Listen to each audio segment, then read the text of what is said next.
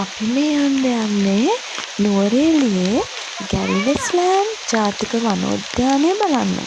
ඉතින් වන සංරක්ෂණ දෙපාර්තමේන්තුවට තමයි මේ ගැල්වෙස්ලෑන්ඩ් ජාතික වනෝද්‍යානය අයිති.